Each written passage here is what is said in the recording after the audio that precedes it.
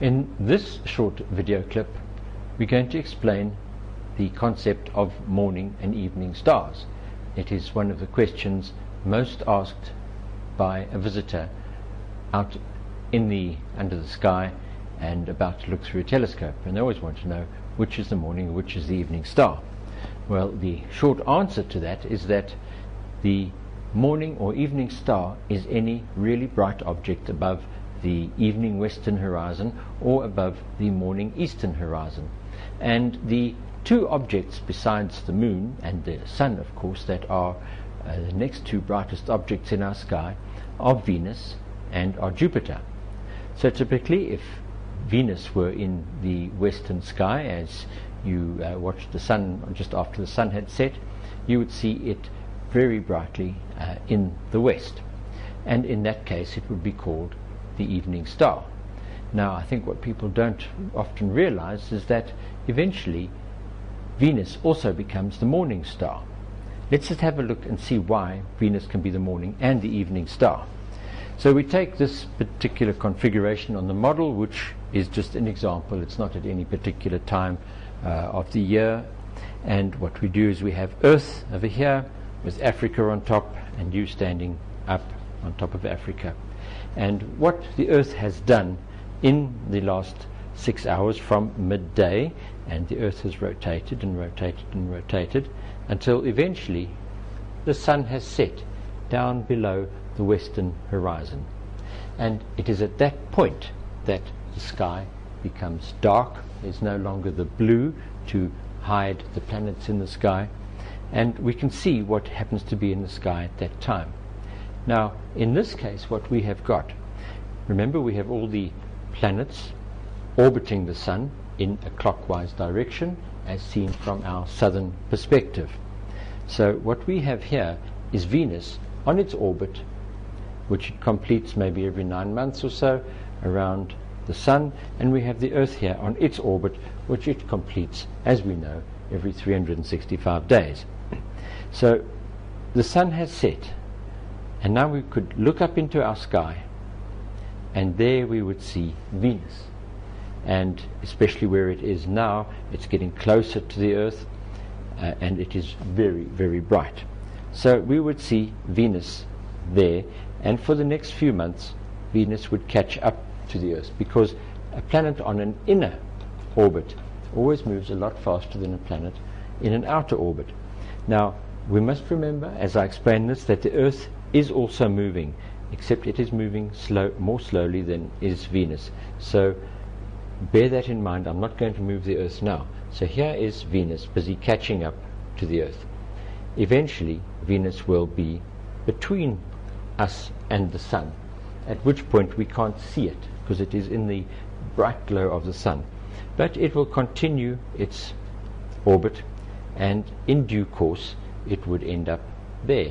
And this could just be 3 or 4 months later after it had been over there. So now we're having a look in our evening sky rather, and now we have these planets and we don't have Venus any longer. So as we have learned from the principles of using this model, we'll turn the model to a position where we can see the morning sky more clearly. And just to refresh, there we are standing on the Earth, and there's the few planets we can see at midnight when we are on the opposite side of the Earth from the sun. And the Earth rotates and you rotate with it, and here we have just before sunrise. There we would have sunrise in that direction. So before sunrise and before the sky has gone blue, what do we see up in our eastern horizon? If we look up, there we would see Venus. So in this case, Venus would now be the morning star. And it is also very bright in this position, and it will get fainter and fainter and fainter as it moves away from the Earth and goes around the far side of the sun. Now, we have now seen that Venus can be the morning or the evening star. But I mentioned that Jupiter also does get very bright and is highly noticeable in the dawn, before dawn or just after dusk. And if we have look at this particular configuration here, we could see that we would have above our eastern horizon in the early morning, we would have Jupiter, and we also do have Venus, and they would appear to be fairly close to each other in the sky because they're more or less in the same line of sight. But Jupiter, being a very bright planet, can also appear to be a morning star. So in this case we almost really have two morning stars, except I presume that mostly it would be the brighter one of the two that people would instinctively want to call the morning star. So in this case we do have two morning stars. But let us go back to our situation where we had Venus in our evening sky, and we reorientate the model to bring us back to our evening sky position, and there we have Saturn in our evening sky. Now we go back to our morning, and now we would only have one bright object. We don't have Venus there at the same time as what Jupiter is. So here we would have one morning star. There's our east.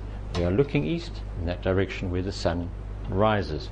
So here we have, in this particular configuration of the planets, we have a morning star and we have an evening star. Of course we can get the two other situations where we would have maybe two evening stars, or we could have Venus in the morning sky and Jupiter in the evening sky. So I trust this gives you a good understanding of what a morning or an evening star is, and how any one of those planets, Jupiter or Venus, can, either of them or both at the same time, be the morning or the evening star.